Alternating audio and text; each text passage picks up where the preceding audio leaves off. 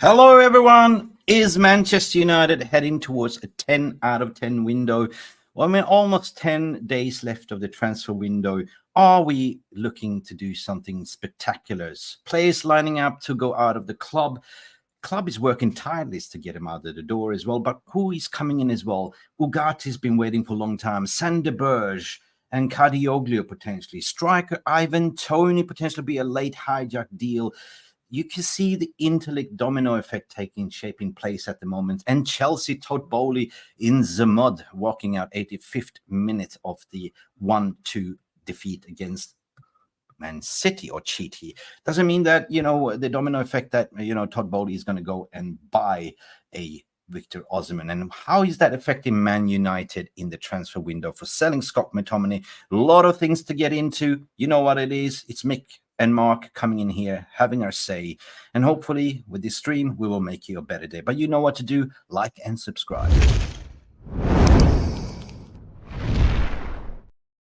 And Mark is late, but here we go.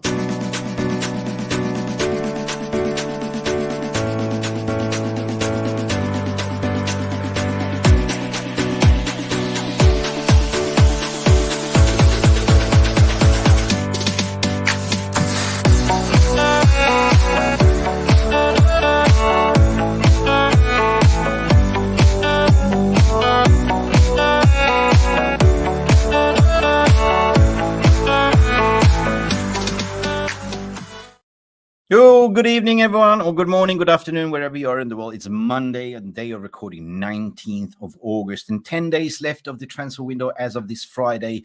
Are we going to see players out of the door? Are we going to see 3 more signings coming in? In this show, we're going to talk about it and look at it from both angles, but we're going to start with Todd Bowley. What the hell is going on?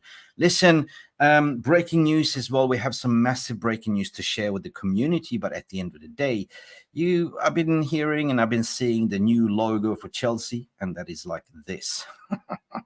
In the mud, as Todd Bowley was reported walking away 85th minute in the transfer window.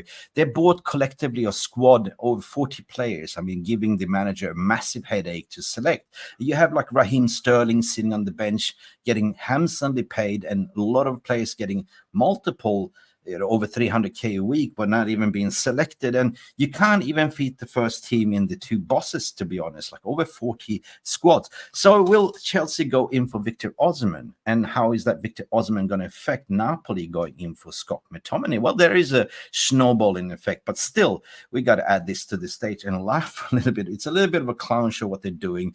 And oh my God, how you all doing today, this Monday? How you feeling after the first leg of Premier League? And of course, it's not over until the fat lady sings, because Spurs is playing today as well. We have celebrities in the house. We have the real Ivan Toney in the house. Hello, is this Mark? No, this is Mick. You got the wrong number, mate. I've been on your YouTube since some of your stuff. I call me being an average player, but don't forget I played the League One, then I made it up to Prem 169. Well, if you are the real Ivan Toney, come in, have your say as well. I'll share the link and show yourself. That's the only way to validate. Anyway, big up the real Ivan Toney. We're going to talk about you later as well, my friend. Yolamamin is here saying, good news. Ivan Toney looks like he's going to Saudi League. Ivan, can you confirm you're going to Saudi League? He can take 22 million wages with him, and there's over 450k a week. Well, that's astute. Ivan, if you go to Saudi, I mean, you're 29 years of age. I'm not going to slag you. You're a good player. I would love you to come in at Man United to bag a couple of goals. But listen, you go to Saudi, tax-free money, mate. You set for life. For 2 generations, you can pay the school tuitions and, support your family. But let me know in the chat if you want to play for United. But apparently, there is some reports saying that you, Ivan Toney, will be becoming a Manchester United player. And the Manchester United are potentially looking to come in for you at the end of the window. Listen, if not, stop trolling. This is a community. Yolaman is also saying, looks like United just bid for Berge, but shy under 30 million, which Burnley want. Yes, 100%, Yola. That is truth. And at the end of the day, I've seen a lot of fans saying, well, I don't want Berge. He's not a sexy player. They are so spoiled because we are used to getting shirt sellers, in my opinion. But Berge played, in Burnley. He played in relegation teams. Of course, you don't see the stats and the potential of the player. But if you put him in Man United shirt, I believe that he's going to cook. And Sander Berge, according to me, I did a video of that, will provide you a system, right? He is that kind of destroyer, but he's better than Ugarte in ball carrying, right? That is something that, Ugarte is missing. And that's what we're going to talk about anyway. So it's a lot of things. Lol. Yeah, I can see that. Lol.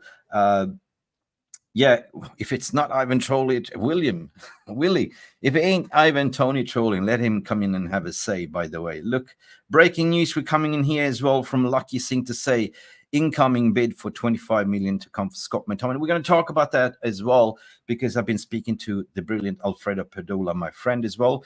If you guys missed it, we did a collaboration last summer. We spoke about all the Serie A signings that came to Man United. We spoke about, potential Rasmus Højlund. We broke that story as well. Also Andrew Onana and plenty more. So I do have the finger on the pulse when it comes to Alfredo. And Alfredo been leading this story regarding Napoli. It's led to believe it's going to be about 30 million, but it's all interlinked in what AC in terms of what Napoli is doing. Selling. They need to sell. Who are they going to sell? Well, Victor Osimhen. And who does Chelsea need to sell? Well, they need to sell Romelu Lukaku, and that is what they're going to do. Romelu Lukaku on 350k a week at Chelsea. They're going to sell him to Napoli. Napoli will get that money, and they will buy Scott McTominay, and that is how they can afford it. But in the meantime, there's been some reports that there is some bidding war for Scott McTominay.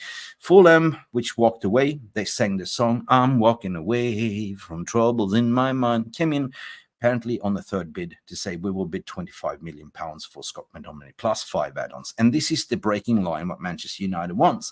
And that money, my friends, we're going to talk about, that's going to be significant. So it's time to deliver, Manchester United, as per this thumbnail. Time to deliver with the outs and time to deliver with the ins, because they're waiting. Ugarte's been waiting. Ugarte's been handing in a transfer request. Ugarte was not even picked. And, PSG is kind of playing a little bit mugs.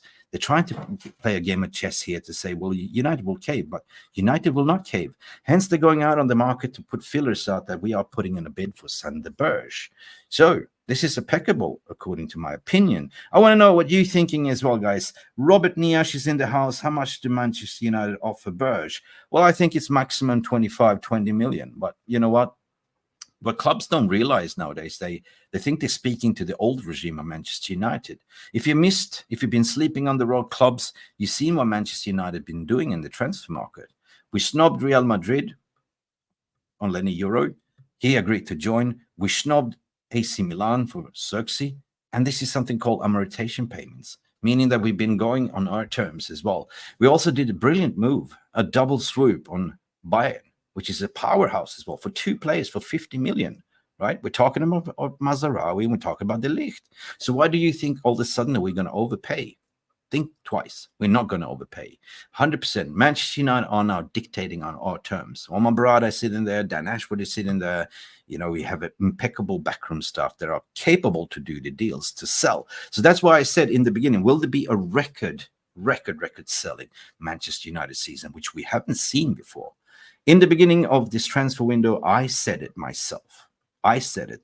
The most important thing for me is the outs, to get the deadwoods out. And we've seen so far players going out. And we're going to talk about Pellistri also. It's almost a done deal, according to Fabrizio Romano. Mark is in the house as well. Mark is just pulled out. He pulled the hamstring, but I can see a black screen down here in the green room. I'm just waiting for him to reveal himself as he sets up the studio as well. Big up George Best in the house as well. We have Lucky Singh with another story. Breaking incoming bid submit for Scott McTominay. There'll be around 25 million mark for Napoli. Well, I think it's going to be about 30 million. So we're going to talk about that. And also Galatasaray, Brighton and Everton are interested. And also lately as well, but Spurs are interesting. I think that, we did that on purpose, that we put in Scott McTominay, against Fulham, just as a display, just a teaser. You want him, you pay, right? And after that, we played them and we won 1-0. After that, the bid came in to say, well, we're willing to participate, right? We're willing to offer you 25. The question is, where do you want Scott McTominay to go? Where does Scott want to go? Apparently, he agreed personal terms with AC Milan. I wouldn't mind going down to a little bit Naples, like, in Italy, eat a little bit pasta, drink a little bit espresso. And you know that I'm a big fan of my double shot espresso. Anyway, wake up, smell the coffee, because we are doing madness in the window. So I'm going to shout everyone out as soon as I can. And we have some breaking news as well, which I'm going to sort of share with you exclusively for you as well. Sky Sports is deliberately saying this as well. I know it's Sky Sports is bang on when it comes to Fulham, and that's what they are, very, very capable and reliable when it comes to Fulham news as well. But so far, so good. Fulham, what you're saying, Stu, have matched an initial price of £30 million for Scott McTominay. This is impeccable, Stu. If you watch this stream, we always said this is going to be a bidding war for Scott McTominay. Manchester United will get what they want. And so far, Man United had got everything that they wanted on their terms, meaning we're not going to overpay. We're going to sell for the right price. But what about Pellistri? 10 million, according to reports. We're going to talk about that because apparently Pellistri to Panatinakos is almost done, according to Fabrizio Romano as well. There's been some reports to say, well, why so low? Well, Man United included a sell-on fee, 50%. 50%. So in the future, if he cooks over in Panathinaikos and he goes to a bigger club for a bigger fee, United get 50% sell-on fee, which is great, great, great. So you're willing to sacrifice a little bit, get some players out of the door, eliminate the wage bill, and then in the future investment, it's like you're investing in the stock market or Bitcoin, you get a return on investment. That's what it is. Fishy fishes in the house. Smash the like, guys. Yes, please smash the like. For the living God, it's free. Finger the thumbs, because we like it. Mark, are you there? I can see you. It's totally dark. Do you have a power surge, Mark? Because I'm waiting to pull you in, but you are on mute, my brother. You are on mute. Glory, glory, Man United. It's like Papi was saying. Oh, my God. Mark, tell me about Lindelof, Sancho, Medjugorje, Pellistri, and Casemiro updates. Well, we're waiting for Mark to come in to tell you about that as well. Did Chelsea score against City? Yes, they did. Didn't they? Or, yeah, I think it was 2-1. But Todd Bowley, come on, man. Todd Bowley. What are they doing? I mean, if this doesn't work, Chelsea will be in the mud. Where's the money coming from, Big Lebowski? Where is it? Well, one person you can ask where the money is coming from is absolutely Mark Nurse. Hey, how you doing, Marky? You're on mute, as per usual. Do I need to get a sign language? Big up, guys. What's good? Hope you're well. How's everyone doing? Enjoying the day? Nah, yes. Glory, United, bro. You don't do the go-go stuff here. This is not the soccer game. Go-go. It's a football game. Big up.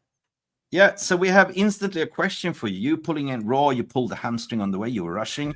Glory Man United is asking you, Mark, tell me about Lindelof, Sancho, Medjugorje, Pellistri, and Casemiro updates.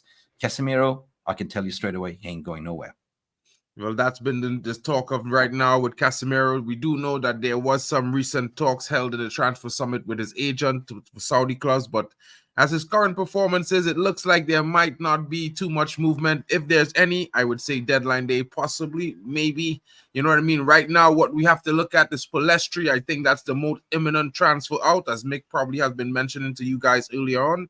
Pellistri is going to be leaving to Panatinakos. There's some possibility that there might be a hijack from one or two other clubs coming in from Spain and possibly the Premier League as well.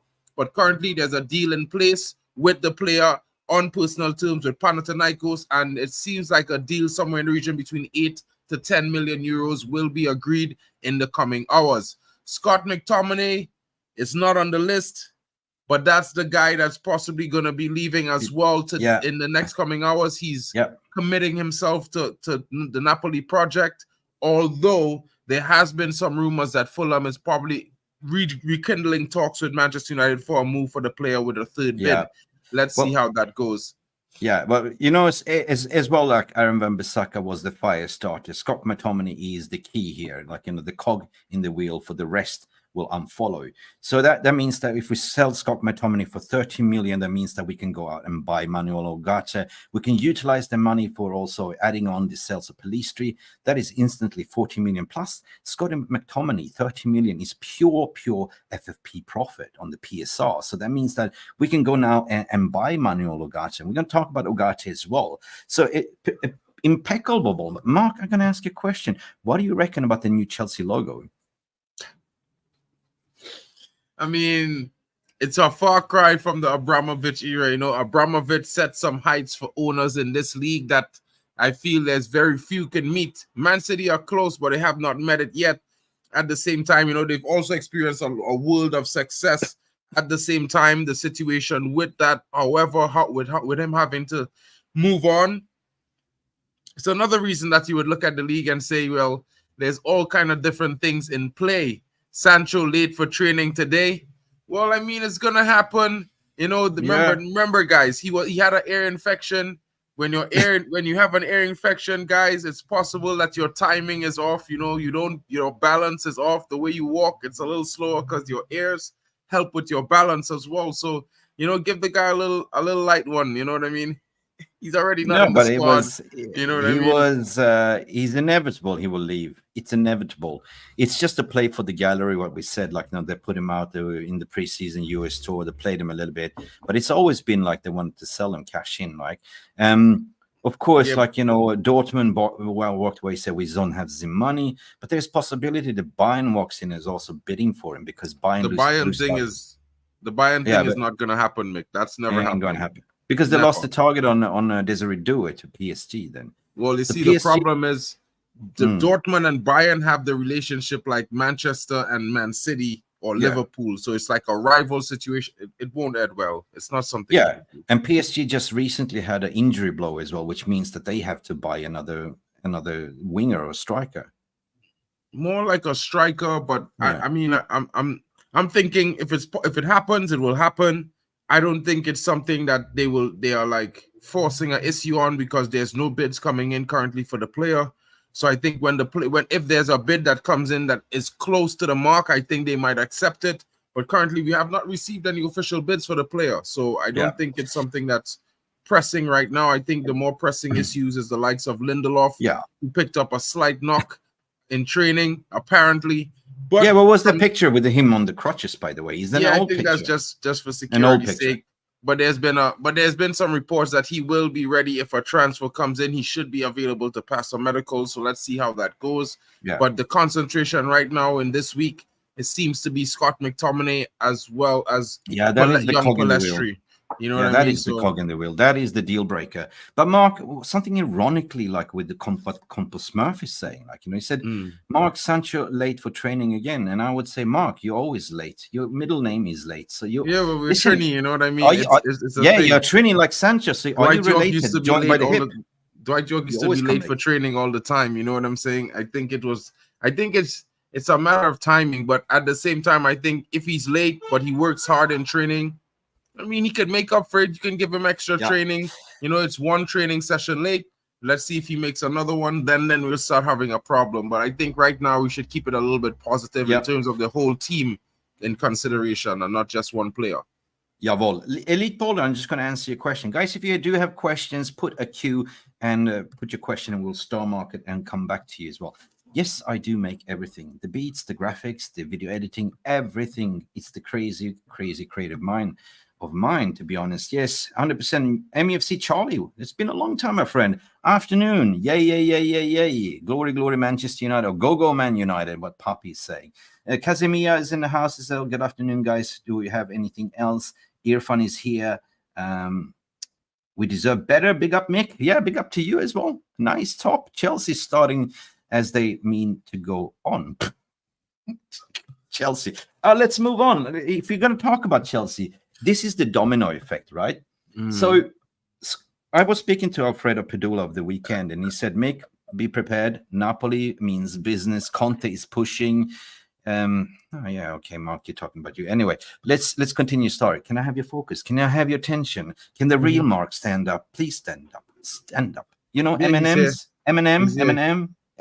He's here. Yeah, he's here. Like the Eminem. Can the real Mark please stand up? Please stand up. Okay, please listen, Mark. Listen, I spoke to Alfredo Pedula of the weekend, and I asked him the question, listen, is this just a play for the gallery? No, he said Milan and Napoli is very, very advanced, interested in him. Conte is pushing like mad. They want this tall beast as a specimen. He sees something special in him. They're willing to pay 30 million, right? Pounds. But it's all depending on them selling Victor Osimhen. And now the snowballing effect is that Chelsea needs to sell Romelu Lukaku.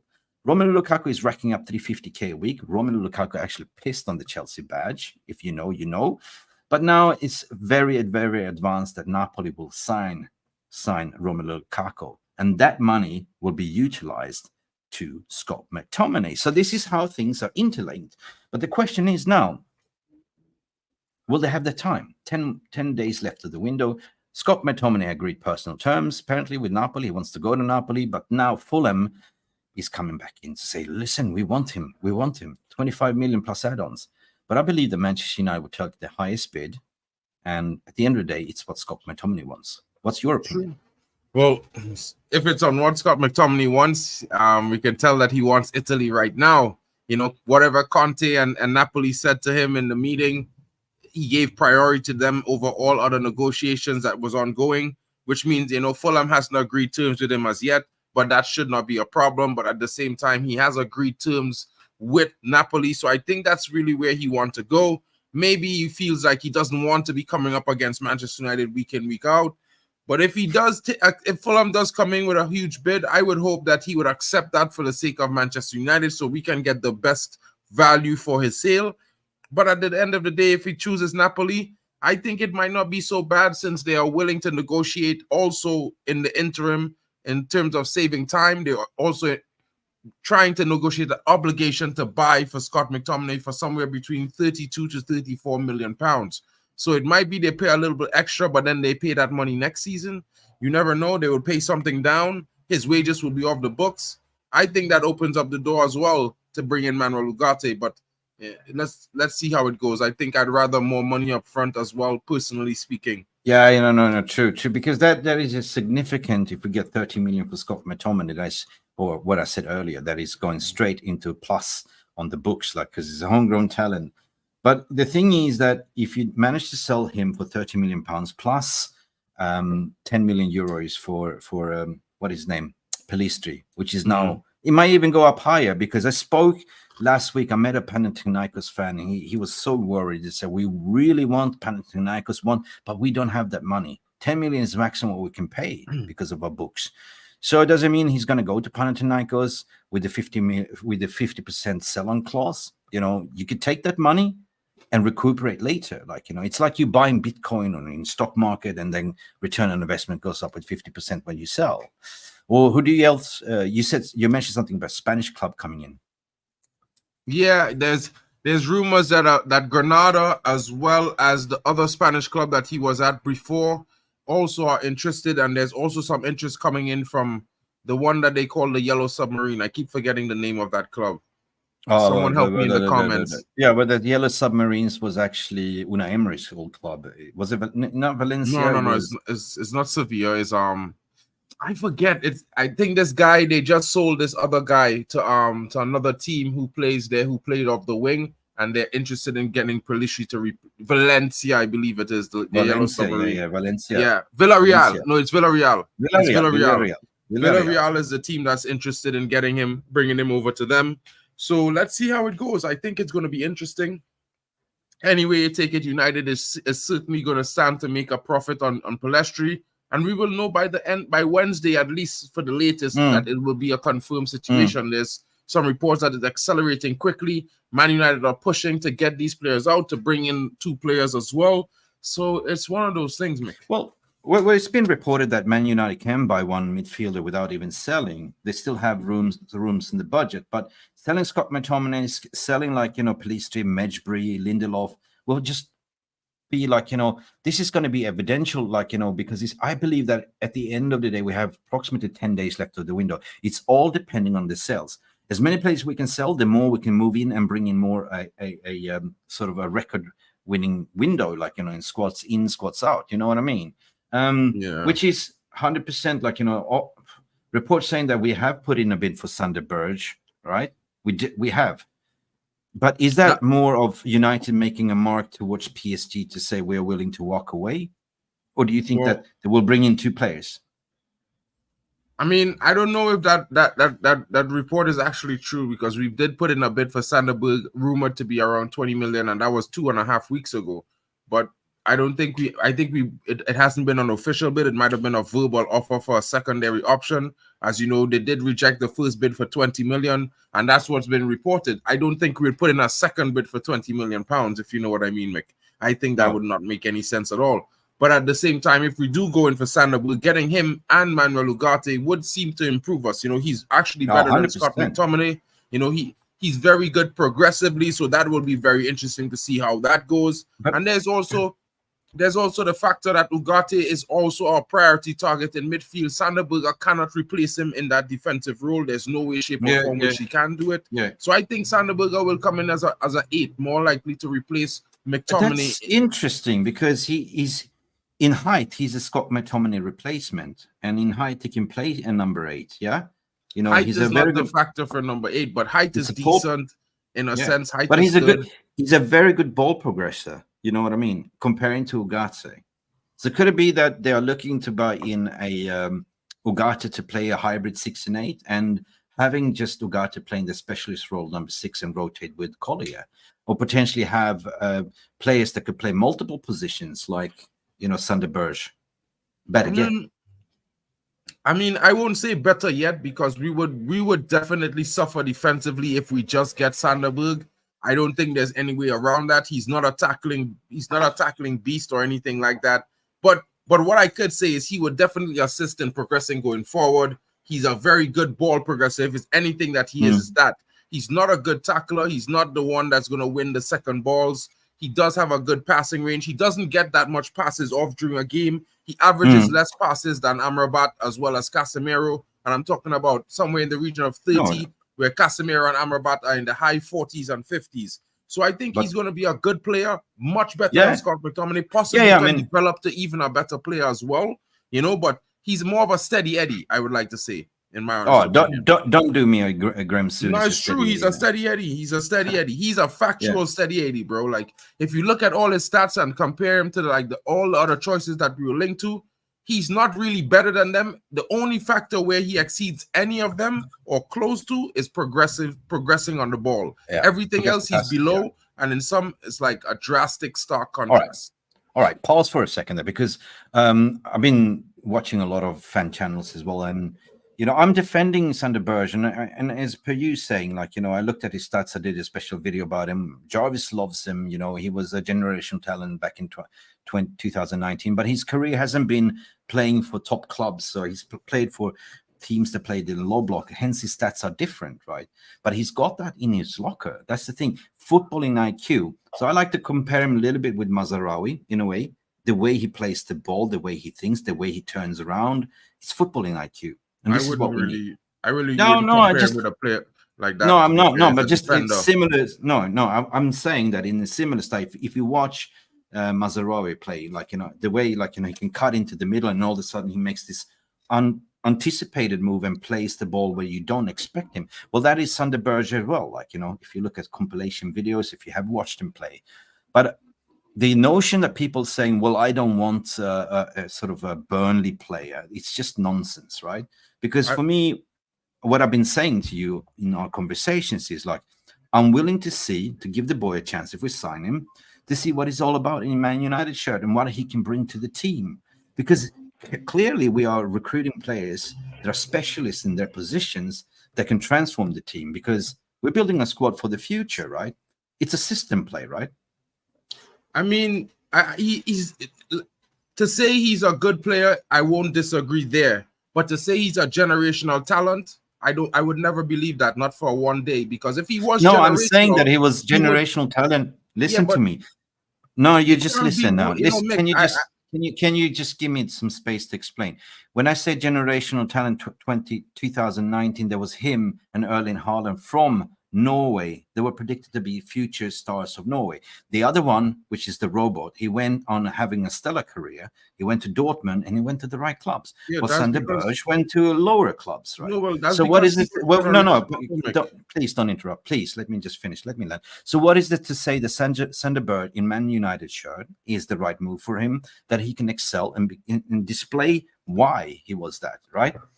You know, instead of looking at what he did at Burnley and what he did at, you know, other Yeah, clubs. but football don't work like that, in my opinion. Mick, look at, in my honest opinion, Mick, Odegaard was a generational talent. He went to Real Madrid, he played 6 games, and then they sold him for 20 million Exactly. pounds. Odegaard Right? was So as well. honestly speaking, it's like, if you're generational, why are there no other top clubs in for Sanderberg? I mean, we are not the only one who does the Moneyball system. So I understand that he was generational coming from Norway 4 or 5 years ago. What if we have identified? What if we have identified something?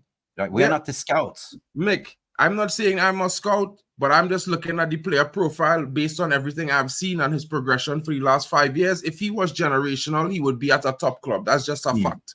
If you're generational, all I'm saying here, Mark, all I'm saying here, we are not the ones that are making the signings. We are not there scouting. We are not the one that composing the system. Yeah? Exactly. So if they've seen something in Sanderberg, we should just accept it and just let the boy cook. Like, you know, I would accept it if they purchase the player, but don't get me wrong. If I had to choose, he would not be on my list. I don't think he's worth coming, and he's not going to be a starter at United. Let me be Maybe he's not going to be honest. I'm not saying that. I'm not saying that, you know, I wouldn't sign him. Again, United why wouldn't he be a starter? Because he's a steady Eddie, Mick, and that's it. Don't say steady Eddie. Don't say steady Eddie. He hasn't done anything. If you look at him, he's better. He's better an upgrade. He's better fucking upgrade than Scott McTominay. That you can agree. Well, right? I mean, if you in terms of midfield play, yes, I would agree there. But almost any player better than Scott McTominay in the midfield, so that's relative. Hannibal is better than Scott McTominay in the midfield. I think Collier is better than Scott McTominay in the midfield. They are not being selected by the scouts, and they're not being selected by exactly. This is why I'm not being selected. My opinion. They have not been selected. They have not been selected by Jason Wilcox, the technical director. True, and I understand that. This is why I just give my opinion on what I've seen from the player. I'm not going to. Oh no, I'm not having an argument. I'm just trying to understand your thinking, because my thinking is based on the facts, on the stats, on the games that I've seen from him. So it's just that's why. Can I finish my point there? Like, you're interrupting. If you don't let people do the job, like, you know, I know you're coming from that. Yeah, I want a better player, but what is for us to say that he's not worth to be part of the squad? He's not probably going to be the starter, Mark. Right? He's going to be part of a system. Right? That's what I'm trying to say. You agree or not agree? Well, not really, because I mean, I do agree that the scouts are looking at him and they might see something that I am not seeing. But in terms of anything else, I would disagree. It's not a player I would look at. That's just my honest opinion. I just keep in the same energy, to be fair. Oh, okay. Well, fair. Everyone has an opinion, but I'm just trying to be balanced to sort of provide, like, you know, why are they looking? Why do you think? What is the VR room think? And Irfan is also coming in. I'm quite confused. Why we think that United don't have money. Every season we're told by journalists, and Goldbridge like to say that two guys are wrong. Every season we buy more than we sell. 100%. That is true. But maybe that is a strategy. I mean, you don't, when you play poker, you just don't go all in straight away. You say you're putting out fillers to say we don't have money. This is the tactics to get what we want, isn't it, Mark? 100%. And like, you know, the only reason I would say that I do really think that we broke is because we are Man United. We have 500 million fans worldwide. Bro, we sell at least 100 million kits a season. That is no mean feat. So I would think that we do have money, but, you know, it's different. You know, bragging about what you have, it tends to make you lose what you have faster than if you was to, you know, not be expected to be having a lot of money in your pocket. So it might be a situation where it would be good to say, well, look, we can't afford to spend what we normally spend, but still we could go out and spend that money quietly. That's interesting as well. Yeah, I mean, and that's what we're saying Berge is an upgrade on McTominay. I don't think McTominay should be the bar level for a midfielder in Manchester United. I mean, McTominay's level is not that great. It's very limited. So if that is the bar, then we're not really going that high up from there, you know, if you understand what I'm saying. Yeah, I understand what you're saying. McTominay was good in the past where we were mediocre, but now we have new establishment. We have a sporting director. We have a team that are actually scouting, selecting the right players, and going for the right profiles. So McTominay is a surplus for requirement, which doesn't fit. You know, of course, he's cheap, Mark. He's cheap, 60K a week. But if you look at what we are going to recruit, and if you're Lindelof and you're McTominay, you're going to look at yourself, well, damn, I'm not going to get minutes, so I might as well go to Fullham, where they love me, or I might go to Napoli where they love me and I'm going to be the first team player. I'm going to be important. And players do think that way as well, right? Unless you want to sit there and stop the development on the youth players to come up to play, right? So, yeah, no, of course we can have discussions regarding this. I love you as a brother, you know what I mean? But sometimes I agree, sometimes I don't agree with you. You know what I mean? Nothing wrong with that. I mean, we might never really agree on Sanderberg, to be fair, but until he proves me wrong, I need to see it. I'll be fine. Yeah. You know what I mean, maybe guys? He comes in and proves you wrong. Maybe. Exactly. But, you know, I will come and hold my hand up and be like, yo, I was wrong. You know, I was totally wrong. And I could accept that. It's just that, you know, I will just have some opinions on some players and it'll be cool. Yeah. Listen, domestic. We have... big up, bro. We better recruit it in Sanderberg. Instead of... We better recruit in Sandra Berg. Probably, I think, you know, I mean, Sandra does have a good eye of players, so, you know, I'll probably just, you know, take a step back on this one and, you know, wait and see how it goes, because in my honest opinion, if we do get him and Ugarte, no one will complain. That's definite upgrade toward the midfield that we have. You know, I'm just going to be a little bit fraught with a little bit suspense if we don't get the two of them. And it's just one or the other. For disclaimer, me and Mark, we love each other. We're like brothers, but sometimes we don't agree. It's simple as that. In any type of relationship, you always get these arguments. Like, I agree, 100%. You don't agree. But for me, I always want to understand what's your reasoning behind your argument. And that's why I'm pushing you as well. Good afternoon, Jonathan Ball. How are you doing as well? Listen, we're going to talk about that one because we spoke about Scott McTominay. We do expect a bidding war, Mark. What do you expect? Where he's going to land? 30 million. Is Manchester United going to get what they want? I think we will get what we want. It's just when. That's the only interesting situation, guys. Because look, positively speaking, you know, let's say Fulham come in with a bid. Let's say West Ham, for crying out loud, coming in with a bid as well. Both of them offer 25. They say 25 plus, right? What Scott wants to do is that's what it's going to boil along to. So, like, the three clubs could be battling, which we want, because we want to get, you know, closer to 30 million than 25. You know, so if the three of them in a battle for Scott McTominay and we get to somewhere between 30, 35 million, I think it will come down to where Scott wants to go. We know right now that's Napoli, and I would kind of bet he would go to Napoli, to be fair. I think Italy might be interesting. You know what I mean? I think he might have had enough of England for a little while too. You know? Yeah, a little bit of a change the picture, change the scenery, go to Italy. Who wouldn't, like, you know, go to the continental Europe, to be honest, right? Anyway, big up. The Voganator is in the house. Jonathan Ball. We see Stephanie Griffith saying 58 likes, people. If we can get to minimum 100 likes, that would be fantastic. We do love your thumbs. It's free. Just press it. And yeah, I mean, there's 10 days left of the window. It's squeaky bum time, but they're working overtime, right? The agent, basically the super agent, Jorge Mendes, you know, he's working overtime, right, to get the Ugarte deal over the line. And I think he's going to be so important. He's going to get him off the line, right? Apparently PSG is saying we're still adamant. We just still want 50 million for him, 51, and United say, no, you're not going to get it. Do you think United is going to cave at the end of the day by utilizing the sell of Scott McTominay and Pellistri to use that money towards Scott McTominay? Well, it's one of those things where I won't say it like cave in the sense that, okay, so far in the window, we have gotten all the signings that we wanted on our terms. We've been batting in our crease and we've been hitting home runs. So fair enough is the argument. You know, if it in terms of cricket, we've been hitting sixes. If this time we hit a 4, I won't be so disappointed, if you understand what I mean. Because at the end of the day, we're talking more about the necessity of the profile of player as opposed to the want.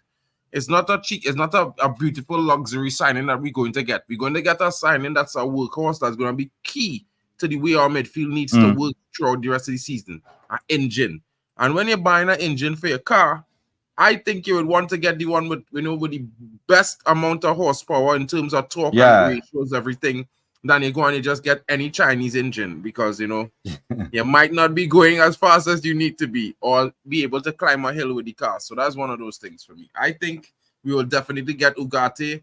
Also, I think maybe it might have a late drop in price because, you know, PSG, the player is openly and vocally saying that he wants to be out of the club. And in a situation like that, no one wants to be, you know, indirectly kidnapping someone.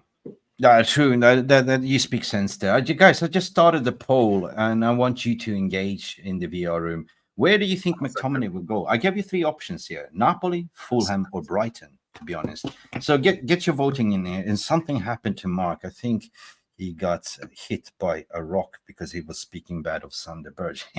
If you know, you know. So I want to talk to you about, the potentially where Sancho is going, right? And I'm waiting for Mark to come in as well, because I'm going to ask him the question. Mark, talk to us. Where do you think Sancho will go, right? Because apparently that swap deal is off. Do you think the loan to buy is now off? Do you think it's going to be what we've been saying? Because we've been valuating Sancho on 60 million euros, and they've been saying the same thing to us. Do you think it's going to happen? There will be a straight swap? And do you think that Jorge Mendes is working tirelessly to get this done? A swap with whom? Whom is the with question? Ugarte. Oh, Ugarte. Sancho Ugarte. I think it's possible, but I think more likely it might be I don't want to see this happen, right? But there have been some rumblings coming out from this guy, Christopher Mitchell, who's also one of the aggregators for Sky Germany.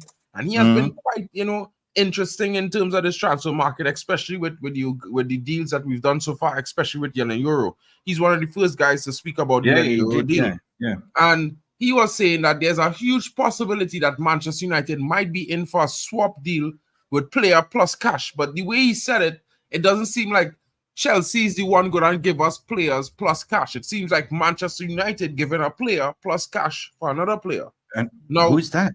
Who are they buying? See, this is the thing. They didn't mention that. So I can't say if it's not a headline, if it's not something sensational. But what he has been saying is that United have been interested, in discussing some terms with Chelsea. Chelsea would like to offer 2 players or a player plus cash. Todd Bowley? What is he doing? Was that him like in an 85 minutes on an emergency call? Like, no, this is not good. Oh, I need to get a Nozman. I need to rack up like 50 players now, right? Spend more money. Really? Really? Is that what's going on? Is that what's going on, Mark?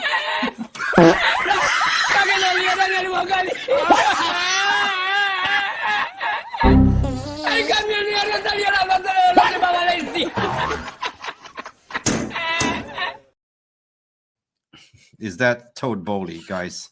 Let me know in the chat below, right? Seriously, this is the theme of the day, clown show, what they're doing. But the question is, where do you think where do you think Sancho will end up at the end of the day? Because it's clear and evidential. Ear infection, my ass. He wasn't even selected. They're definitely looking to sell him, right? I mean, yeah, I think he will certainly be up on the market for sale in some way, shape, or form if they really have offers coming in. I think the offer's not going to materialize out of thin air. If PSG didn't get Desiree Doué, I think he'd be a shoo-in to go to PSG, to be honest. Now that they have Desiree Doué, it's an iffy situation, because if you look at things this way, I think with selling McTominay, it's definitely going to see us, procure the funds to get Manuell Ugarte. I think it's just an excuse that we're using that we don't have money. So I feel like maybe it might be something different. Juventus might be a club that could come in the last minute of the window for him if they sell Chiesa. That's our next interesting situation. Nobody hasn't been talking about it. And he already had verbally agreed terms with Juventus as well. So you never know, guys. You never know. Yeah, listen. Criminal, bro. Yeah, no. Listen. My gaffer from Strategy News, the chief editor, and we're talking about Dale O'Donnell, just came up with an article that I want to share with you as well, which says, revealed why Premier League outfit, which is now we're talking about Fullham, are now doubtful they can price priority target from United despite just meeting asking price. That means that Napoli means business. Napoli, as what I spoke with Alfredo Pedula over the weekend, is willing to pay £30 million, right? And this article come out to say that, Crystal Palace, Brighton, and Juve Albion has been sorted to be interested. But it's also said that Fulham have reported matched Manchester United price on £30 million for Scott McTominay, but they are afraid that they're going to lose the battle because Scott McTominay has kind of said, yes, I'm willing to go to Napoli. At the end of the day, what it comes down to is what the player wants, isn't it? How can you 100%? 100%. But it's a good thing. Good on Scott McTominay. At 27 years old, 26, 27 years old, you want to be getting as much game time as possible. this is like, you know, the prime years of your career. You don't want to be sitting long as a substitute on a bench. You know what I'm saying? So I think, you know, for what it's worth, he might have not been the explosive, dynamic player that we wanted to have when we first burst on the scene. You know, he ended up to be very limited. But when it comes to mentality and the drive, he's up there with the world's best when it comes to mentality and drive, when it comes to being a football player. And I think if we had 5 players with his mentality, if we could have give his mentality and drive to Jadon Sancho, my God, and Marcus Rashford, 200 million wouldn't be enough to sign Marcus Rashford. Well, what's your take? Did you read a report to say that, you know, Ineos is losing patience with Marcus Rashford? This is his final chance, and if he doesn't perform, he will be sold, right? Spot on. This should have been happening 2 years ago. I've been talking about this for 3 years. Maybe not online and on YouTube, but, you know, I like Marcus Rashford. For what it's worth, I think there's nothing separating him from Kylian Mbappe other than actual mentality and drive. I think what he lacks is the mentality to be the best player that he can be. And I'm not saying that he can't be it. I'm saying that he just needs to focus. Like, he needs to block everything else. Maybe he needs to change his surrounding friends that he has around him. Yeah, maybe that's the problem. And, you know, I wouldn't like to say that because then I would be, you know, basically slandering the people that are close to and around Marcus. But in reality, over the last 9 seasons, he has never improved. And that says to me that the people around him are not driving him forward. They are keeping him back. My honest opinion. Well, maybe the surroundings hasn't been the best, right? So listen, isn't it just Ineos telling everyone to get on your bike and just fight for your place, right? There's no room for elitism. There's no room for making errors. You cannot take a private jet anymore to have a lash in Belfast and stuff like that. It's pretty much them saying, like, you know, gear up, you're getting handsomely paid, and now perform, right? If you don't, out of the door. That's it, right? I think everybody should be on that belt. Majority of the players this season, like, not the new guys who just came in, but the majority should be on that same thing. Knowing that we are now in close negotiations to close off the Ugarte deal, knowing that he wasn't selected over the weekend to play, knowing that they're not going to keep a player in terms of Ugarte to sit on the bench, it's inevitable, right? You cannot hide from that player wants to go, and he's pushing really hard. He's very angry, according to Fabrizio Romano, and now you're seeing this. To be honest, I think that United is pulling out pressure to say that Manchester's, you know, first bid. They're utilizing this to say it's been rejected, right? Or do you think that it's got legs, or do you think that they're utilizing the press in terms of using the Berge to lower down the pricing of what they want? I think he's utilizing the press. I mean, at the same time, I would say it like this. It looked like the same article we talked about 2 weeks ago when we made an initial bid for him. Same amount of fee discussed, and in the same time frame, the bid was rejected. So at the same time, we can't know for sure. We are just speculating based on the reports that are coming in and what we have seen all summer. I would not mind. I think, you know, sometimes you need to do these things, and even if you have to walk away, you have to walk away. I mean, there's also an alternative in Ederson, who comes from Atalanta. He might be 2 or 3 years older than Ugarte, but I think he has the same profile. So, you know, as long as we get the 2 right profiles. And what about Amrabat? Nobody talking about Amrabat. You know, what if we go in for a £6 million deal, swift and fast, and you next know Amrabat comes into the building? That changes everything. Which kind of leads to the end of the show, which we're going to talk about Amrabat and, you know, the deadline deals, right? Because I believe that it's going to be deadline deals. Like, you know, this is the squeaky bum time where a lot of clubs are looking to make bargain deals, right? Desperation hits, right? I'm just going to finish off the poll, Mark. Basically 34 votes. Thank you, everyone. Where I said, where do you think McTominay will go? And what do you think people were saying without cheating? I said Napoli, Fullham, or Brighton. I think he's gone. I think they will say he's gone. To where? Napoli. Fullham, or Brighton? What? Napoli. 74% of the vote said Fullham. Seriously? Seriously, yeah. Seriously. You know, I can share it. I can share it what people were saying. Hang on, let me just pull this up. Right. So here you go. Here, if you can see it, I cannot enhance it, but you know, the poll says Fulham 72% mark. Are you surprised? Very. I Why? mean, like, don't get me wrong. I mean, I think Fulham might offer more money. I just think that Scott McTominay, there's some players make that they you know they will never sign for a rival team, a team that will play against United, the team that they leave in. They will not do it.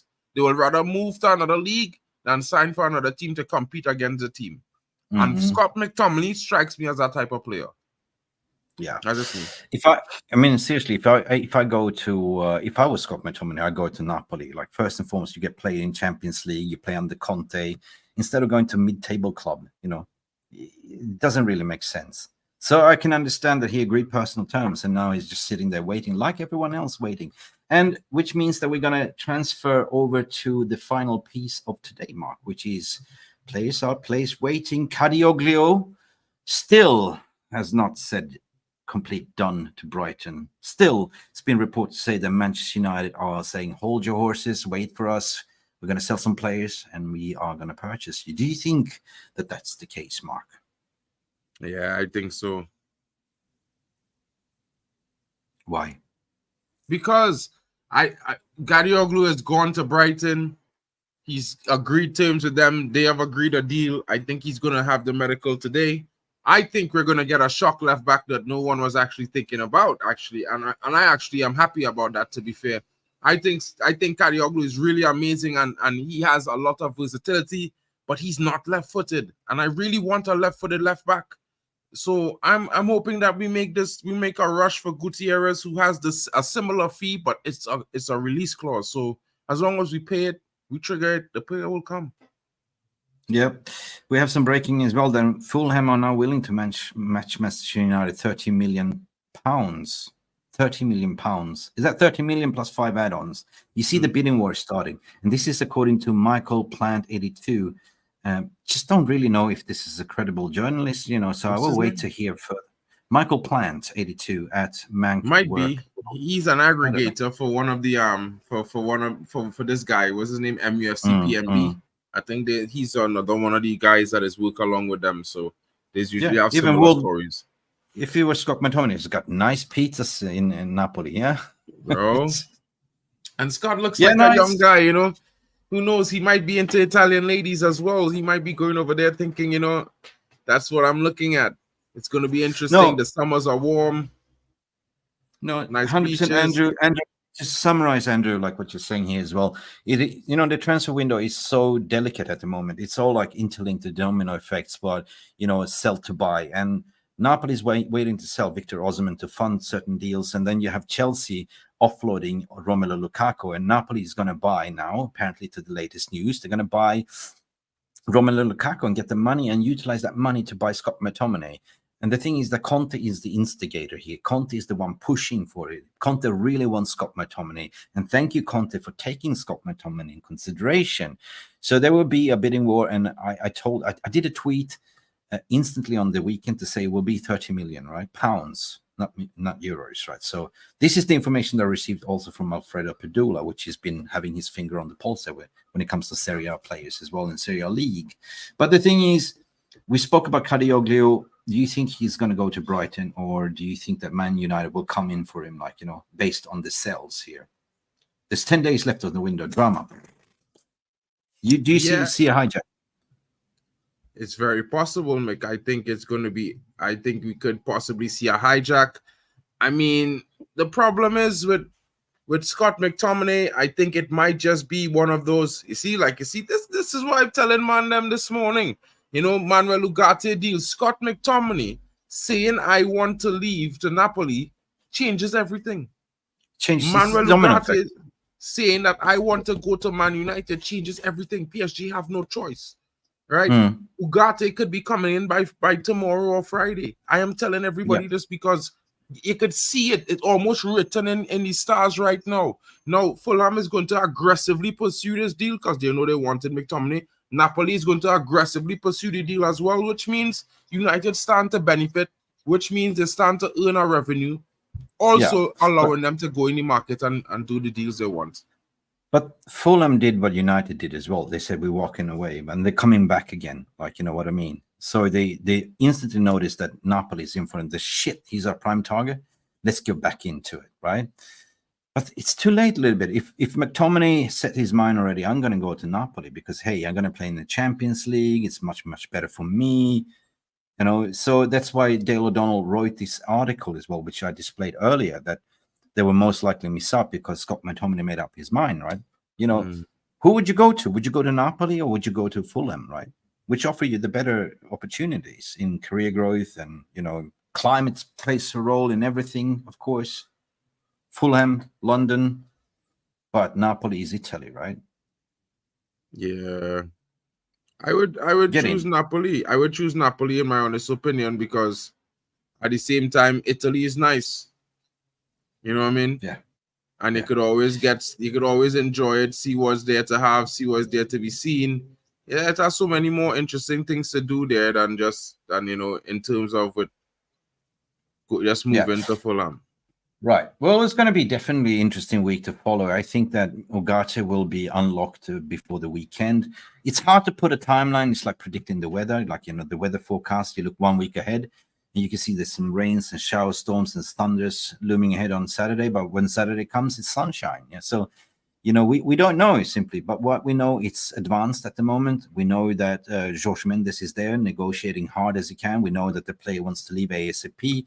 We know that PSG trying to sort of think they will cave. But I think United will win this race as well. So we will see.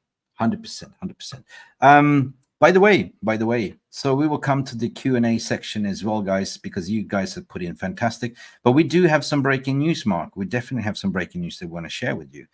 Something special.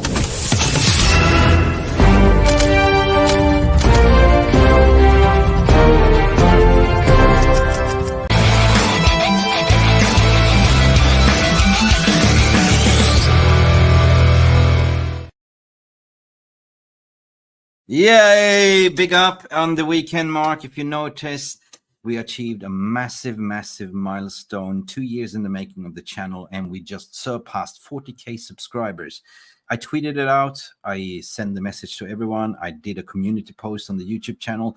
Thank you, everyone, for enabling us reaching the goal. And thank you, Mark. Thank you, everyone. Thank you, all the moderators. Thank you, the viewers in the VR room that tunes in every week in, week out, every day, tuning in on this channel. When we started this channel, I started along with Phil Standish. We were just us two talking geeks, talking football, talking to 0 people watching. And now, 2 years in the making, 40,000 subscribers. This is surreal. I just want to say massive thank you. I'm out of words, but if we achieve 40,000, we will shave it off and give 10 to Mark and his channel. If that's big possible. up, guys. So, Mick, it's all good, bro. Congratulations to the channel. Congratulations to the VR room. You know, what I can say and what I will say is that the community is growing and it's glowing. It's going to be much more interesting to have everyone joining us, more so on match days as well. It's going to be exciting times, guys. Yeah. What are your thoughts? Let us know. Mark, you came in as a viewer, remember? Yeah. And then you came in on a call-in show. And then you became a producer, right? And now you're sitting here, right? So everything is possible. Everyone that's came in, part of the community, if you want to have your say, come in, you know, have your say, and you might be part of this channel as well, guys. So it's just been amazing. Thank you so much, Mark, as well. I know we agree to disagree sometimes. I know you know, I know the shit out of you. I know that, but we still love each other, right? Yeah. Hey? Yes, so thank you. Anyway, guys, let's go over to the Q&A sections. Let's do this, right? So what do we have in the Q&As? Right now, let's get into the Q&A section. Let's see about the start comments. I have a few. I have to start some more. So maybe, Mick, could you bring up the first comment so I could check through for the other comments? Of course we will do. Hang on a second. You don't have to answer that question. I'll answer the question. You want answers? I think I'm entitled. You want answers? I want the truth. You can't handle the truth.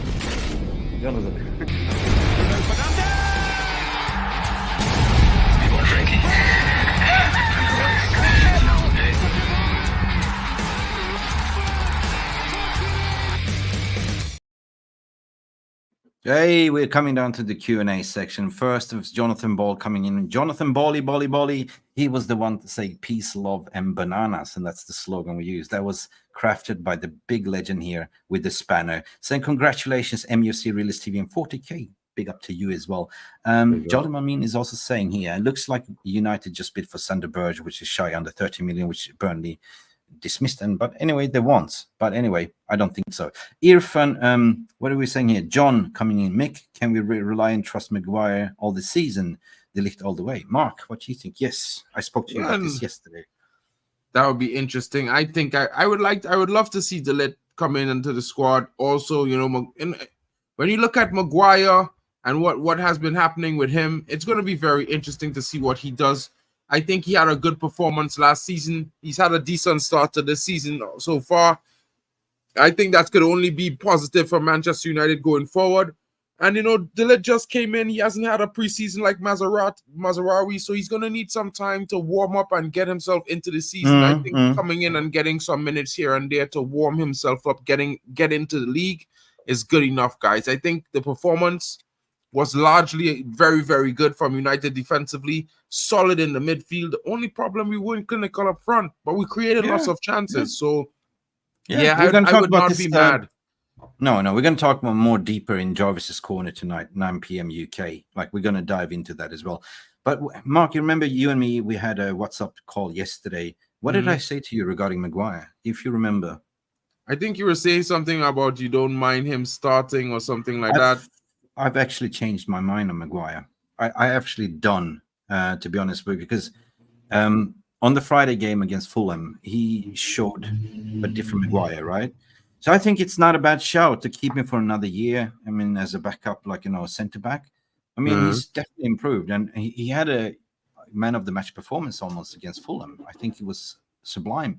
And the fact is, they came, you know, 3 versus 1, and he put his big boot out, like, and stop the ball. That was a game changer in that game. So I don't mind. And De Ligt, 100%, like, you know, he got in 9 minutes he played, but it was more just to sort of bed him in and give him a little bit of minutes in front of the, you know, Stretford end as well. So I think it's going to be De Ligt and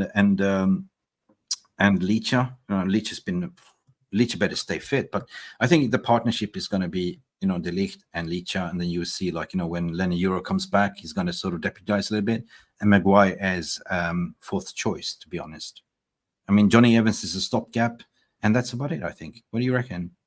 Probably. I won't disagree there. I think that's certainly an option that we could have going forward into the league and whatnot, because at the end of the day, you know, United is what we want. We want to see the team do well.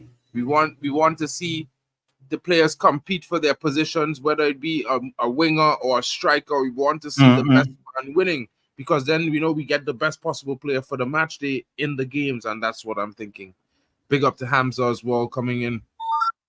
Yeah, 100%. We're going to the next question done by Irfan as well. What is McTominay's contact details? I want to donate into Blue United gear to me since he's leaving. I don't know. Do you have his contact details? Actually, I don't. If I did, I would be driving him to the Napoli myself. Oh, bro, you were in the mud beginning. We had the real Ivan Toney to come say, don't slag me. You know, what do you know about me? You missed that in the beginning, Mark. So, yeah, be careful. It might be the real Ivan Toney watching, but I don't think so. Really? He's still going to Saudi, no matter what you say, no matter what. Yeah. But what's this to say that, you know, United will potentially come in at the sort of cheeky end of the window to put in an Ivan Toney bid? You think this is going to happen, or? There's been some reports. Not a chance. Yeah. They look at the mentality profile. Jonathan Ball's coming in with questions. Just watched the Charity Shield. As soon as Scott came on, our passing plays broke down. Far too limited. I had my say. That's true. I mean, he's a limited player. Like, you know, I don't really know what it is. He's more of attacking box to box, but he's not really good at defending, because far too long he's too slow jogging, ball watching, not intercepting. He's just a unit, right? IT unit, a spot player, right? I mean, he's a good unit, you know, but at the same time, is that what we want? Yeah, shit. Okay, Stu's coming. Well, Brighton and category now a done deal. So that means that we're missing out, right? Have I missed something? Yeah, shit. Okay. I think there was some an update just now that says we lost out on Kadioglu. But I mean, like, it's one thing. I think he was a prime target that, you know, we could have gotten. But I think the price that they're asking for the guy is a lot hefty, £35 million. But I think that's a lot of money. Don't you think that United scouts and Omar Barada and everyone is sitting there, like they had this meeting and they reshuffled the cards a little bit to say, hey, wait a minute, we don't need to get a left back. We still have Harry Amas that can play there. We have Murray, you know, Leacher can play left back as well. We are covered, right? And then plus, you know, after the international break, we see Luke Shaw coming in and, you know, potentially, you know, Malacia as well. So I think we're good, right? I mean, yeah, I know. I don't think they're good. They're planning to depend on Luke Shaw this season, but at the same time, you know, if that's what we have to depend, if that's who we have to depend on, I won't be mad for now. I would still say let's try to get in another possible option that could help us going forward. Yeah, just in case of a possible secondary breakdown on Luke Shaw, because bro, this guy, honestly, for me, he can't be trusted. Yeah, I'm saying like Paul S. No sardines for the Seagulls.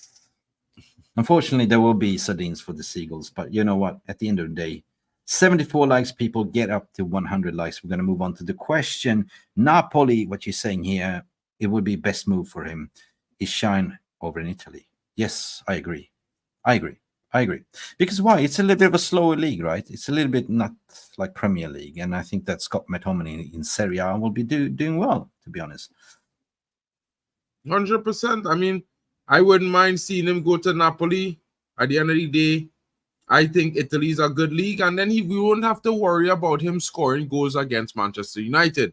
I think that's my major concern. Apart from that, yeah, bro, Scotty can go wherever you want to go. Feel free. Yeah, I agree with Colin McManaman saying hopefully 30 million for Scott. Yeah, I think that is the bidding war. That's the conclusion. I hope we beat Liverpool so that I can spend Botswana puppy to court charges. Yes. Question coming in from Thomas Virgines. If Ugarte is so much better than Sander Berge, then there should be at least 3 players out there that we can get before him. It doesn't really make sense since midfield has been ignored for 4 years. Yeah, big up. That was kind of the tune that I was singing, like, you know, because everything that we get now is an upgrade on what we used to have, right? For 4 years, we had that McFred situation. We had the famous donut hole, right? We haven't had a proper midfielder or CDM since Carrick left, right? So getting Ugarte in, getting quality midfielder, even Sander Berge is an upgrade on Scott McTominay, what we have. And that was kind of my argument, Mark. Yeah, I mean, that makes sense. At the end of the day, Scott, you know, upgrading on Scott. I mean, like I said, we need to get midfield. We need to get bodies in. We have a lot of games to play this season. So it's definitely going to be a situation of, you know, how we get the job done, more or less. You know, a lot of fans might be complaining, like even myself, even though I might be complaining about Sander Berge. I mean, we need bodies in if we want to compete on all fronts this season. There's going to be a lot of games, and in order to do so, we're going to need we only need a fully fit functioning squad. Okay, let's move on to Royden Frost's question. If we got Ugarte and Amrabat, would you play Casemiro at an number 8 role with Maino? Yes, 100%. I've been saying that. You know, as Casemiro better going forward now than tracking back. Yes, my opinion is 100% yes, Royden. I certainly see that happening. It looks like what Fabrizio Romano was also saying, that there was in the beginning, there was interest from Al Ittihad or whatever, Al Halal or something like that. But they changed presidents, so there's no more interest regarding Saudi. So I think that United will keep, Casemiro. I think he slimmed down. He looks much sharper. Looks much more fitter. His legs is the problem, but the way he played against Fulham, the number of through balls, the creativity, he almost scored. I think he's more of a number 8. Like, he will play an important role in that position. Mark, agree? Disagree? I agree. I think he could play in that midfield role. It would be interesting to see how it goes with him. You know, Casemiro has shown a lot better performances in this preseason than we have seen last season. You know, but it also bodes well for the entire squad. And if you look at the squad, a lot of them have had problems last season in terms of, you know, understanding the system that we play in and getting themselves fully, you know, there. about in performing their tasks. So if you look at currently what's happening with the squad, I would say that, you know, it's an overall upgrade in terms of everybody performances and what in their understanding of the system that we're trying to play, and, you know, the roles and what's expected of each and every one of them, and that improves us all holistically, which is more important, you know, than anything else at the current moment. Okay. Second last question comes from Elite Bowler. Question: gut instinct. Who do we sign before the window closes? Question mark. Ooh, difficult one. Difficult one. I mean, there's so many players that we've been looking at, guys, and, you know, don't forget the two free signings in terms of Rabiot as well as is also Mario waiting. Hasn't Hermoso. agreed anything. Rabiot hasn't agreed with nobody. I think you know, I think Rabiot and Hermoso is options that we have to keep in the back of our minds. They're on a free. I want to say that if you look at some of the players we're moving out and the cost that it will take to bring those players to Manchester United, it's going to be rather, how to put it, cost effective to bring in those two experienced talents that will definitely improve us going forward into the next season. Oh, we have another bomb by last question from Yola Malmin. Gundogan is leaving Barcelona. Yes or no? Yeah, I think he's actually going. I think he's actually off to Saudi. You know what I mean? It's one of those things. Would you take him? 9. Why? He's played for Man City, bro. He old and he played for Man City. The two things that he's negative there. Huh? Well, we stole all my brother. So that's different. He work in the back room, you know what I mean? But he not celebrating on the pitch, what laughing at us when they beat us 6-3. So I take. So you don't look at the player's ability, you look at more about what you did to us. I look at both, but at the same time, you know, for me, like when it comes to certain rival teams, it's like I'd rather go and buy a lesser player and hope he succeed than buy a player from a rival, bro. Because then that means I'm giving them money to strengthen them in the future. I personally can't say what United will do on the deadline day. I don't know. Maybe they will come in and say, listen, we need a Rabiot, potentially what you say. Maybe we would just go, let's get to Ivan Toney and we need another number 9, right? Seriously, we have the only prolific number 9 is Højlund. I mean, I don't say that, you know, Xerxes is a number 9. He's a 9.5, yeah? He's not a goal poacher, right? And then what you have after that? Well, you have Ethan Wheatley, which is young, right? So knowing the profile of Ivan Toney, a little bit disruptor, I wouldn't mind, like, you know, goals. Like, come on. True. Yeah. And this is why I say, like, I don't mind all of those things with the options, but I would never sign Ivan Toney to Manchester United. He's not good enough. He's old. He's not getting any better. And this is the one player that I think not going to do anything positive for Man United. Only he's going to delay the advancement of Joshua Zirkzee and Højlund. Yeah. Ladies and gentlemen, I just want to explain this thumbnail, time to deliver. Like, you know, why I'm saying that time to deliver now, you know, Ineos has set a roadmap right now. I mean, we've seen the market, we've seen what they're doing, we've seen the ins, the outs. And now I believe it's time to deliver because we believe in standards. Like they're setting the precedents, they're setting the bar higher. So what we can expect here in the window, players leaving and players coming in, and then we have a full fit squad, right? And that's what I want to see, you know. Me personally, I have still the DNA of United, you know, high standards, winning every cup. And that's what I want to see as a fan.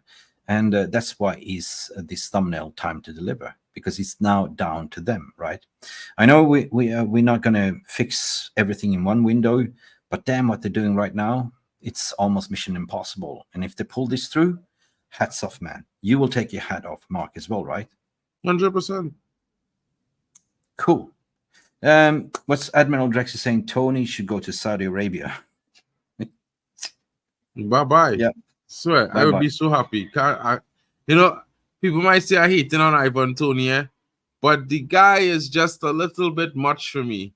You know what I'm saying? I'm not a fan. Let me just explain in what I mean. I like Tony in England. I like Tony as a goal scorer, but why is nobody in for him in the Premier League? You know, you obviously looked at the persona profile. You see, this is disruptor. why would you have somebody disrupting the harmony in the dressing room unless you can taint or being the lying tempter, right? So that's the question. Can you work with him?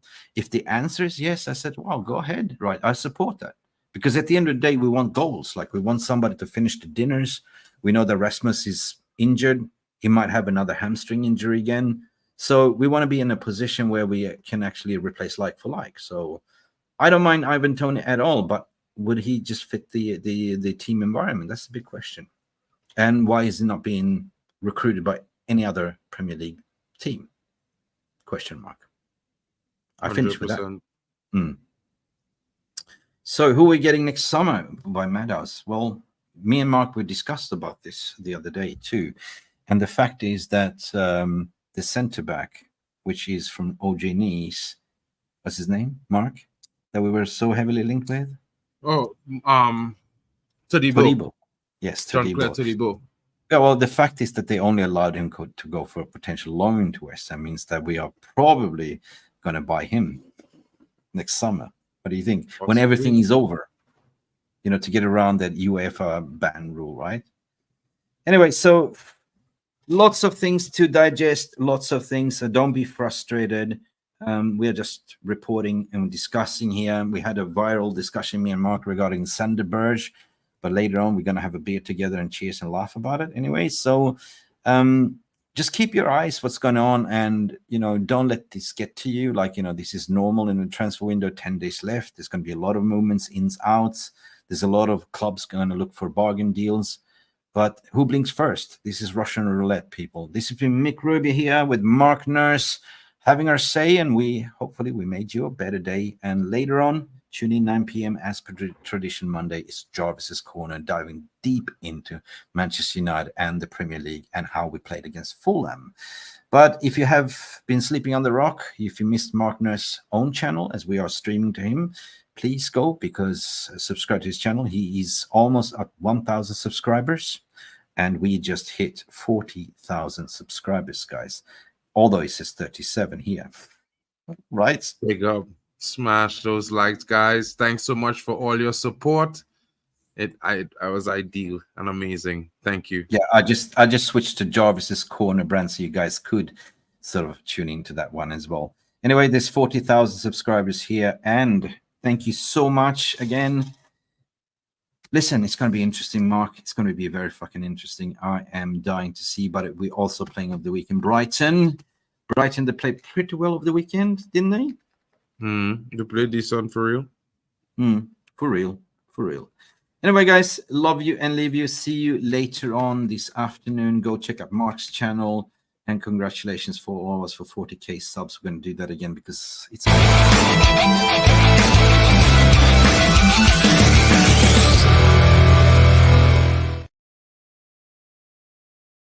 Thank you. And what we say, Mark? Glory, or go Man United, and peace, love.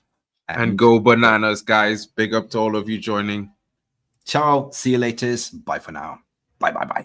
Thank you so much for stopping by and watching MUFC Release TV. Don't forget to like and subscribe and follow us on the socials.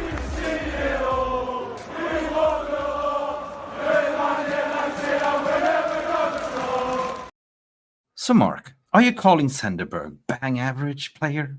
Are you? I'm not calling him bang average. I just said he's a steady Eddie. I didn't say he was bang average. Don't bang be average is a suit. stretch. You are a great. Bang average is a stretch. Steady, I never said bang average, but he is steady Eddie. Don't get me wrong. We're still alive. Like, we're still alive. I generally think that he's a good player, but not that player that have an X factor. He don't scream X factor to me. Steady Eddie. Goodbye.